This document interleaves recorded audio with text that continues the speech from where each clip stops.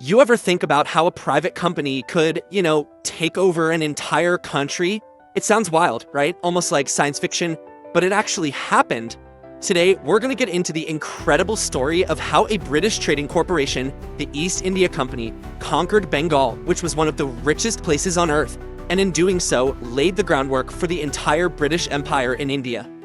So here's our roadmap. First, we'll look at why Bengal was such a massive prize to begin with. Then, we'll see how everything shifted from just commerce to outright conquest. After that, we'll dive into the pretty brutal reality of what company rule actually looked like. And to wrap it all up, we'll explore how a powerful new awakening rose up to challenge the empire itself. Alright, so first things first, why Bengal? What made this one region on the other side of the planet the ultimate prize? Well, long before the British even had an empire on their minds, Bengal was basically a global superstar. And I'm not exaggerating here, we're talking about a genuine economic powerhouse. Its lands were so fertile, they produced enough rice to feed a huge chunk of Asia. But the real treasure, that was its manufacturing. The textiles coming out of Bengal, we're talking about these impossibly fine muslins, shimmering silks. They were the absolute height of fashion everywhere, from the courts in Europe to the markets in East Asia. This was a land of just staggering wealth, and it was a magnet for traders from literally every corner of the globe. And of course, whenever there's that much money to be made, you're gonna get some fierce competition. The Portuguese were the first Europeans to show up, then came the Dutch. By the 1600s, the British and French East India Companies were in the game too. For more than a century, they were all just players in Bengal's booming market, fighting for trading rights and access to its incredible products. But one of them had much bigger plans than just trade. And this is where the whole story just takes a massive turn. The race for profits is about to become a full-blown battle for power. That's the real question here, isn't it?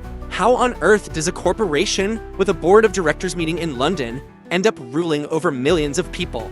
Well, the answer really hinges on one single decisive moment, a battle that would completely change the course of history. And it all comes down to this right here, the Battle of Plassey in 1757. On one side, you've got the young, 22-year-old Nawab of Bengal, Siraju Dowlah, trying to defend his kingdom. And on the other side, the incredibly cunning and ruthless Robert Clive, leading the private army of the British East India Company. But here's the real twist. This wasn't some straightforward military victory. Not at all. The Nawab's army was way, way bigger than the company's forces.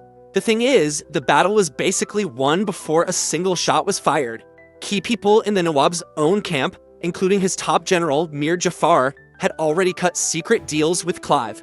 So this was a victory of conspiracy, of bribery, and of exploiting internal rivalries just as much as it was a victory of arms. So after Plassey, the East India Company puts a puppet ruler on the throne, and for all intents and purposes, they hold the keys to the kingdom. They weren't just merchants anymore. They were the power behind the throne. Then, the final piece of this corporate takeover clicks into place in 1765. The company gets something called the Diwani rights. What does that mean? It means they now had the legal authority to collect all the taxes from Bengal, Bihar, and Orissa. Just try to imagine a foreign corporation being given the power of the IRS for an entire country. It's wild. So now, with total control of the treasury, the company has one and only one objective: make as much profit as possible for its shareholders back in London. They had all the power of a government, but absolutely none of the responsibility. Things like local infrastructure, agriculture, the welfare of the people, completely ignored. And this whole situation created a ticking time bomb. And that bomb went off in 1770. A drought hits, but the company's policies turned what was a crisis into an unimaginable catastrophe. They just kept collecting taxes. In some cases, they even raised them. The result was the Great Bengal Famine. It killed an estimated 10 million people. That was nearly a third of the entire population, just a tragedy on a staggering scale. This whole pattern of exploitation and just plain misrule went on for decades. It finally blew up in 1857 with a massive uprising known as the Sepoy Mutiny. That rebellion shook the British to their core. They decided that company rule was just too unstable, too volatile. So the British Parliament stepped in, dissolved the East India Company, and took direct control.